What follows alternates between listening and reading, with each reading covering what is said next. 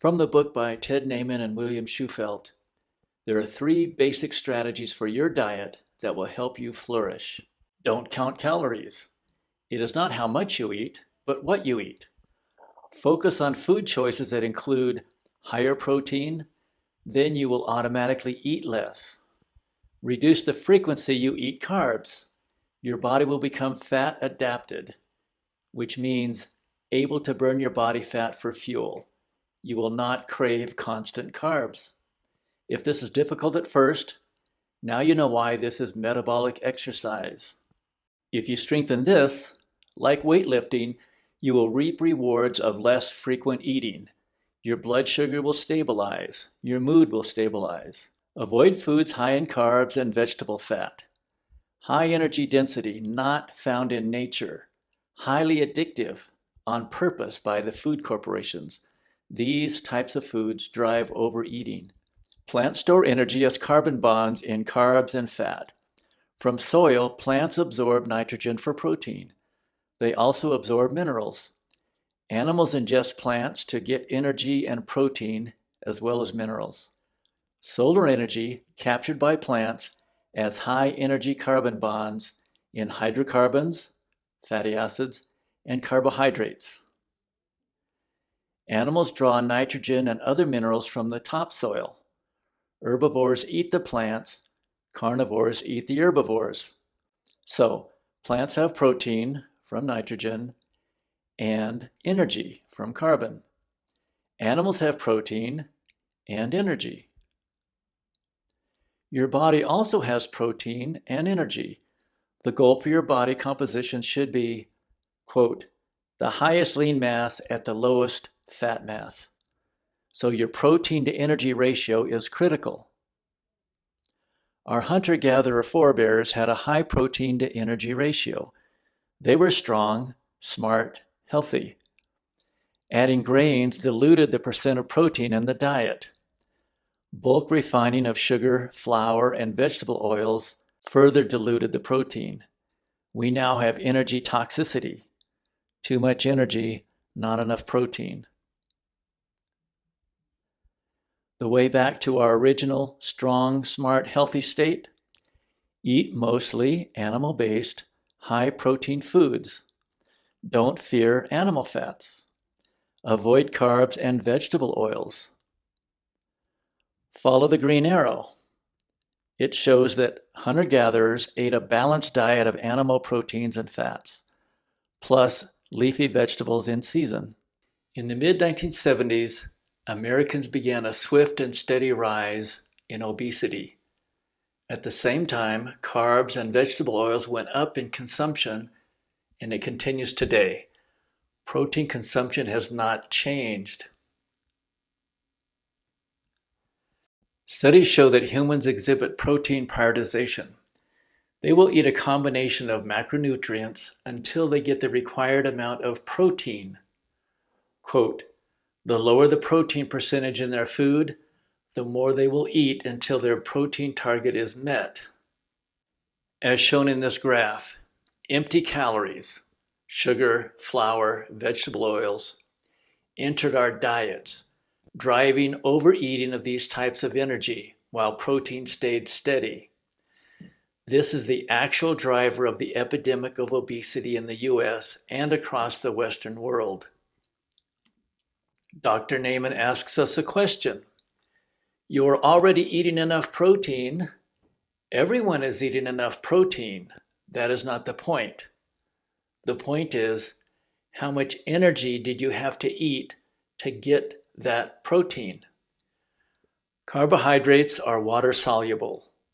Fats are not water soluble. So, our body absorbs, transports, and stores these 2 different energy sources in completely different ways. Proteins are broken down into amino acids. Fiber carbs are not absorbed at all. They simply pass through the system.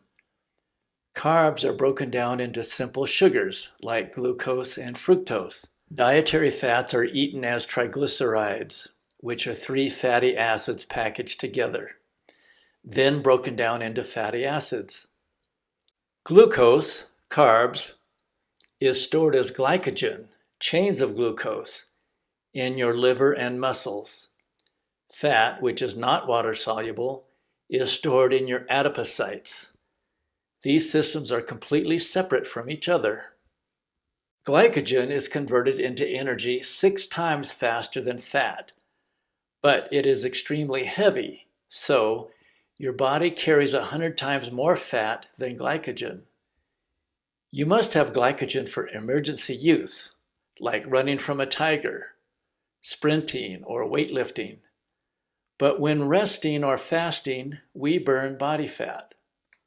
You only hold about 4 grams of glucose in your bloodstream, about 100 grams in your liver, about 300 grams in muscles. But the glucose in our muscles is only for emergency use. Dr. Naiman summarizes this here. Because glucose is so tiny, it must control our fuel choice. As soon as we eat glucose, we burn glucose. As soon as we stop eating it, we burn body fat. He says, high-carb diets decrease body fat burning by 10 times. Dr. Naiman, if you want your body to be better at burning body fat, you only have to do one thing: eat fewer carbs. There are 2 completely separate energy storage systems in our body, one for glycogen, one for fat. You have these 2 systems. Glycogen storage is 100 times smaller and therefore controls the metabolic fuel oxidized at all times. Notice that the output of this system is glycogen controls the fuel mixture. High carb, high fat diets. This is a typical weight loss diet. It never works for the majority of people. This is for the calories in, calories out model, which has been proven erroneous.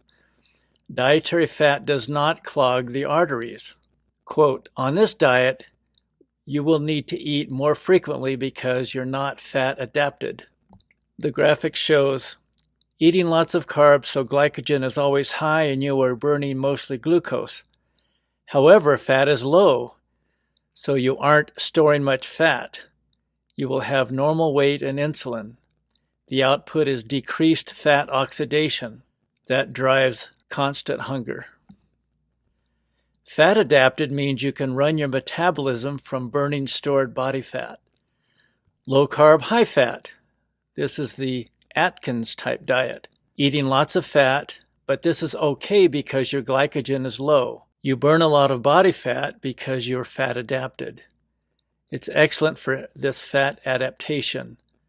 And studies constantly show that low carb is simply more effective for losing weight than low fat diets. Low carb, low fat. You eat mostly protein and fiber. This is the classic bodybuilder and body model diet, but it drives high hunger. So this is not sustainable long term. Typically, these are done before a competition. Low carb and low fat. Glycogen is low and fat oxidation is normal. Very insulin sensitive, but hungry. The output is normal fat oxidation. High carb, high fat. This is our standard American diet and basically the standard worldwide Western diet. Glycogen is high, so fat oxidation is low. You're not burning body fat, but you're still constantly hungry. Quote, this is the worst. Americans on this diet are gaining 3 pounds of fat a year.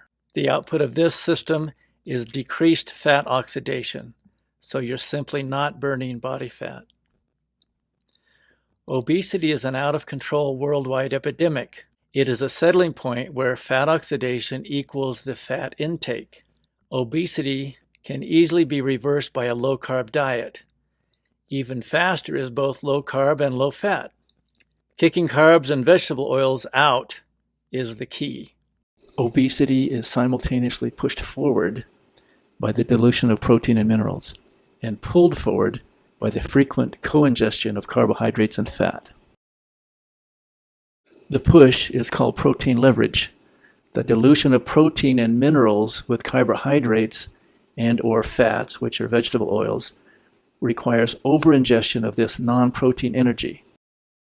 The pull is reciprocal oxidation. Carbs displace fat oxidation, and the fat passively accommodates. Therefore, the glucose dependence in adequate fat adaptation drives serious hunger. Potential solutions for the push: eat a low-carb diet, a low-fat diet, a high-protein diet, avoid refined carbs and fats with any whole foods. For the pull side, potential solutions: a low-carb diet, a low-fat diet, high-protein diet, any whole foods diet, and you can eat less frequently. For example, intermittent fasting each day for 15 to 18 hours. The question this brings up: what can we practically do to overcome this? Dr. Naiman suggests target protein and minerals first and foremost to achieve nutrient satiety prior to energy satiety. Don't overeat energy in order to get enough protein. Avoid all foods that are a combination of high carb, high fat, which are vegetable oils, high energy density, which is low protein. Virtually all natural foods are low energy density, but virtually all processed foods are high energy density. Eating protein as first priority, it's almost impossible to overeat. However, eating carbs and fat, which is vegetable oils, in processed foods, it's impossible to stop. Between 2003 and 2018, there were 62 published randomised controlled trials comparing low-carbohydrate diets less than 130 grams a day to low-fat diets in terms of weight loss. 31 of these studies had statistically significant findings. So I've graphed these 31 studies that had statistically significant findings, and I've compared the average weight loss on the both diets. The low-carbohydrate diet is depicted in blue, and you'll note that in every single one of these studies that we've got here, the low-carbohydrate diet led to more weight loss than a low-fat diet.